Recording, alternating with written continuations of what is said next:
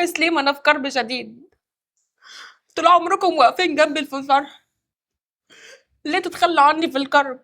اللي عملتيه ما يتغفرش.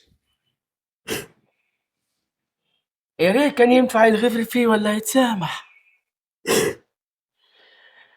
لكن لا الناس هتغفر وتسامح ولا ربنا هيسامح في حاجة زي دي. والله العظيم مسلومة، أنا ما أعرفش مين اللي عمل كده، أنا ما أعرفش مين اللي دمر حياتي. مفيش حد دمر حياتك غيرك. الراجل ما بياخدش حاجة من المرأة غير لما تكون هي عايزة تديها له. واحنا نستنى ايه تاني يا بكر؟ عايزين نروح نخطف البنت ونخلص. يا دفهم ما تبقاش غبي، سيبهم يتكووا شوية في النار ويتمرمغوا في الفضيحة عشان لما تروح تتقدم يعرفوا بقيمتك. الموضوع استوى والبلد كلها ملهاش سيرة غير حكاية زهرة واللي عملتها. وكل ده لصالحنا، ولا انت فكرك الناس دي حيرضوا يدوك بنتهم بسهولة؟ ده البت ليها ورث في أرض أبوها يخليها تتجوز ولد وزير، ومش حيرضوا يدوها لك غير لو اتكسروا على الصح. وهم اتكسروا بما فيه الكفاية. وبصراحة بقى أنا الكلام بقى يوجعني، فعايز أخطبها عشان أثبت إن الفيديوهات دي مزورة وأعيش معاها زي أي اتنين مخطوبين.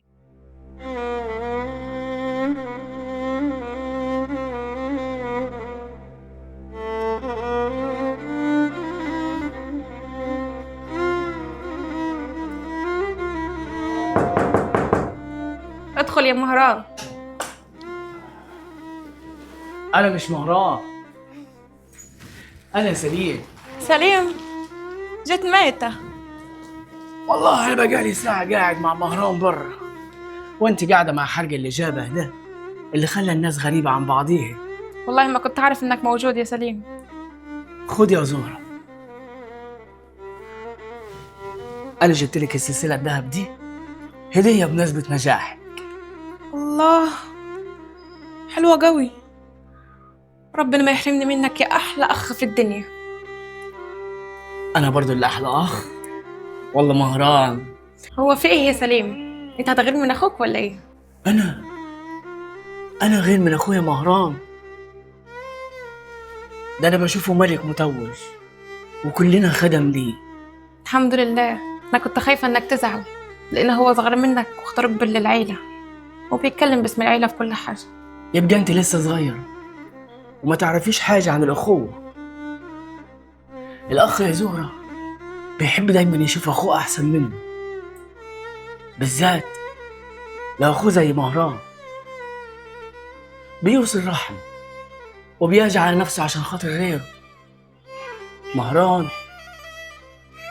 يستاهل يبقى وجهه ليه، وده شيء يسعدني ويشرفني. أنا أسعد واحدة في الدنيا لأن ربنا كرمني بأخين زيك أنت ومهران، نور عيني اللي بشوف بيها، مع إني ما شفتش أمي وأبوي بس شفتهم جواكم حب وحنان. ما أظنش إن أبويا وأمي عايشين كانوا هيديهولي. انت يا زهرة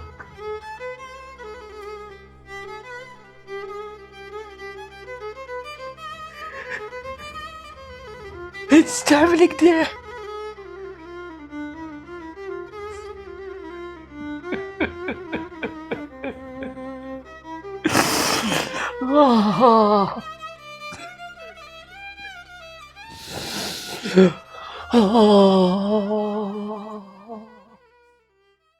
يا عم فهمني، اقسم بالله كلكم هترتكبوا غلطه هتبكوا عليها بدل الدموع دم.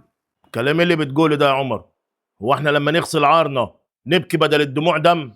اللي في الفيديو دي يا عم مش زهره. اسمع يا عمر، عيال عمك جابوا اخرهم منك، هم عاوزين يخلصوا من الموضوع وانت عمال تمط فيه وتقول ظلم ومش ظلم.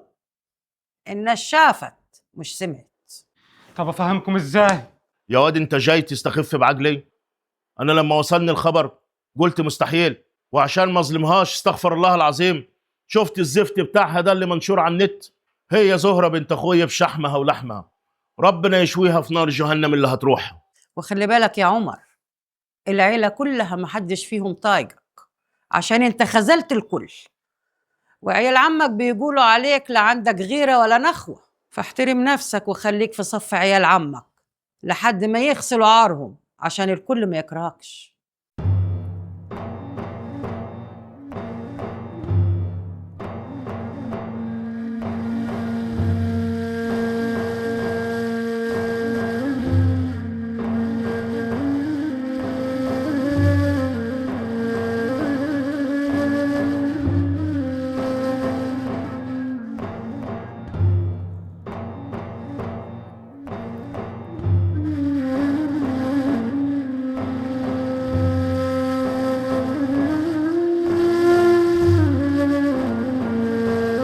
قالوا لي في المدرسة إن الأب والأم ما يتعوضوش، بس أنا قلت لهم إن أخويا مهران أحسن من أمي وأبويا. انت بس عشان ما شفتهمش يا زهرة، لكن الأب والأم فعلا ما تعوضوش. بس أنا بحبك أنت قوي، ولو أبويا وأمي قاعدين ما كنتش هنحبهم أكتر منك.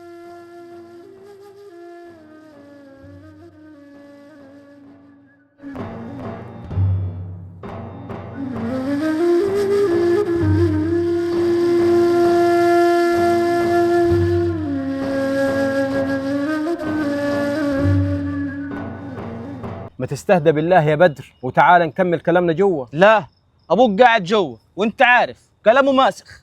انا عايز اعرف حاجه واحده بس، انت هتجي معايا ولا مش هتجي معايا؟ انا قلت نصبر شويه لحد ما يستووا. ما صبرش تاني انا.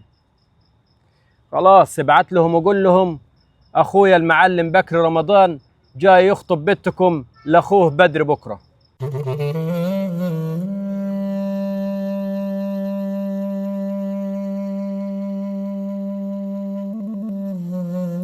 كل يا زهرة،